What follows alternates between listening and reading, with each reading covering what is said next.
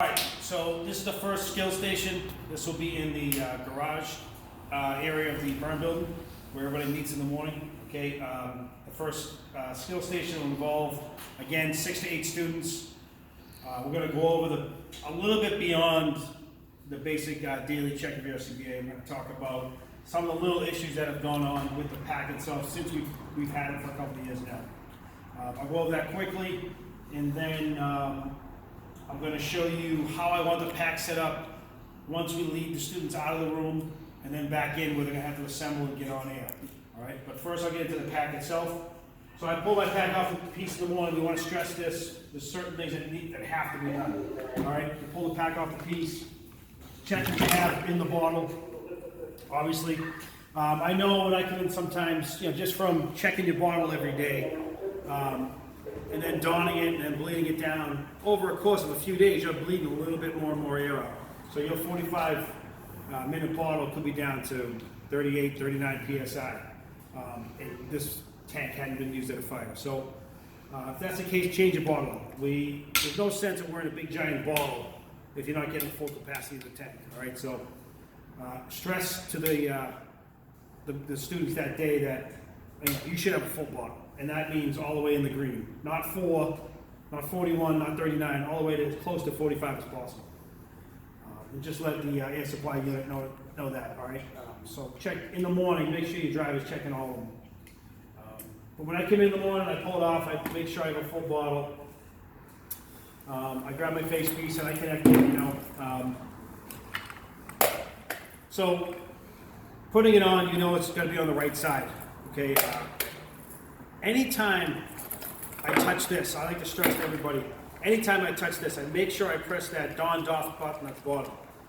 Just in case it was not clicked in, when I turn the ball on, it's just gonna, start pissing air out. So whenever I touch this regular, there's 2 things I always do. I always press that bottom donned off switch, and I always crank this to the right, no matter what, okay? Because these have a tendency to loosen up, all right?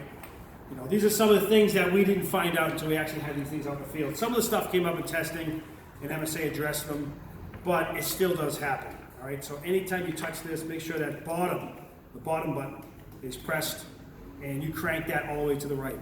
All right. The top button, all right, that is for when you're releasing the regulator from the facepiece itself. Okay. So that's what's different between this and Scott. When we had Scott before, we had to press the top button to release the regulator. Okay, this one, the mechanism is a little different. Okay, so it involves pressing both to remove. Okay, but you've got to make sure that it is on there. Once you click that to your facepiece, another thing I like to stress is once it's connected to your facepiece, the first thing you should do is tug on this.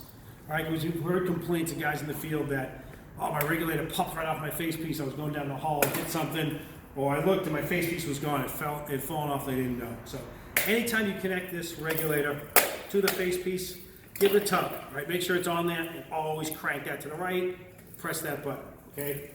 So now when I go to turn the bottle on, I shouldn't hear air pissing out. And if I did, I know it'll immediately go to, I'm either not connected at the quick connect, you'll know that right away, though. It's gonna be super loud.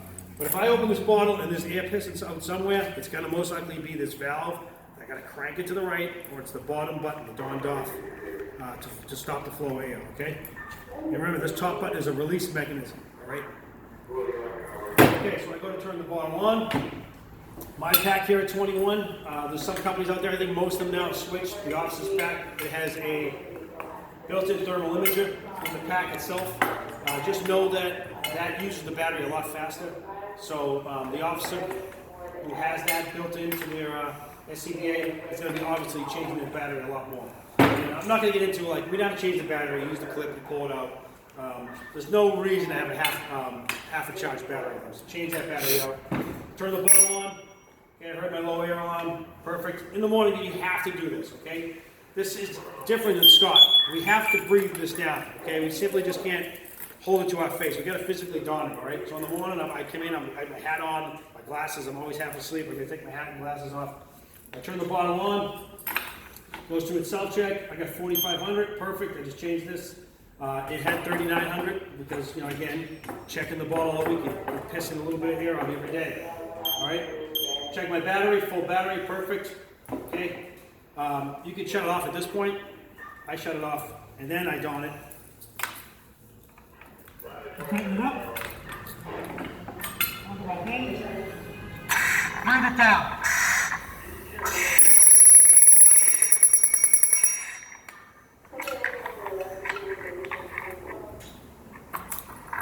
Okay, once it's breathed down, I've exercised the exhalation valve, which I know there's been some issues with that. MSA has addressed those by changing out the exhalation valve. All right, but you physically have to do that to clear that exhalation valve. Okay, so that's something that has to be done every morning. You have to physically put it on. I press it against my face on top of it all, just to make sure I have a good seal. All right, so you're going to talk about that. You're going to talk about, again, you're going to stress anytime you touch this, you crank this down. You make sure that button is depressed at the bottom. And you go over the fact that you have to change the battery more often in the officer's pack. Again, we're not bashing MSA. This isn't about bashing MSA. It's just to point out some of those little problems that have been happening. Okay. So at this point, I always like to make sure my straps are good to go for the day. All right. And then I put on the piece just the way I like it. I put it with my helmet. I put it with my thermal imagers just so I don't forget those things. But now I'm going to get into a little bit of how I want this set up. So if you want to come a little closer. So I'm going to talk about the Scba with the students, and then we're going to have them leave the room for a couple minutes. When they leave the room, we're going to take those 6 to 8 packs, and we're going to set them up the same way. They're going to leave the room with their face piece. So they're going to come back in the room with their face piece on. We'll probably, I'm going to give you guys some wax paper. We're going to put wax paper over the face shield. It's like blacking them out. Okay? So they'll come back into the room with their wax paper on their face piece. We're going to bring them back to their pack. Each pack is going to be set up exactly the same way. All right? We're going to do things to make them check what they should be checking every morning. So I mentioned we should have loose straps, so we'll probably tighten one of the straps, maybe tighten both. We'll probably disconnect the pre-connect, the quick connect. We'll disconnect that. We'll loosen the bottle and we'll turn it. So I undid the bottle. Took off the quick connect, I turned the bottle, so now this isn't connected. The straps have been tightened, okay? I made yank down on the shoulder strap on one. I'll definitely what I want to do though, because we told them when we hit air, escape it to address it immediately. So what I'm going to do is I'm going to crack that purge, because I want to drill in their head that they have to, anytime they touch this, to crank this shut. So I'm going to open that. All right, then we'll have every pack set up the same. Again, the bottle is turned up, is disconnected, and then turned around opposite. All right, the shoulder straps tightened. The waist strap is tightened. If you want to connect these two, that's not a big deal. But ideally, they should be set up the same way. And we'll get on. All the instructors will get on board how it should look every day. The big thing is though is to crack that purge. So that's something that they have to physically close. When they turn the bottle on, they may think they're all good to go, and then they turn the bottle on and air is pissing out. Not a big deal. Again, I keep saying that. It's a big deal when you can't figure it out. All right? So we'll leave these students back into the room. They'll have wax paper on their face shield, so they won't be able to see. We'll have to physically lead them to their pack. We'll have them kneel down in front of their pack. Again, there's only 6 to 8 students. And we'll say, okay, get on air as fast as you can. So hopefully they're going to feel their bottle, and then they're going to realize that they are not connected. They're going to have to connect the pack. They're going to feel their straps. They're going to feel tight when they go try to put it on. It's going to be super tight, so they're going to hopefully reach up, loosen their straps. Once they realize one's done, they're probably going to guess that all of them are done. They usually forget about their waist, so they'll swing the pack on. They'll swing the pack on. They loosen their shoulders. The bottle's connected.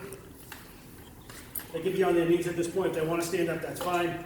But if they can just stay in the area, they're going to cinch down their shoulders, and then they're going to go to do their waist, and it's going to be, they're going to realize that they didn't loosen their waist. Again, not a big deal. So what happens, you just feel down for metal, which we always stress.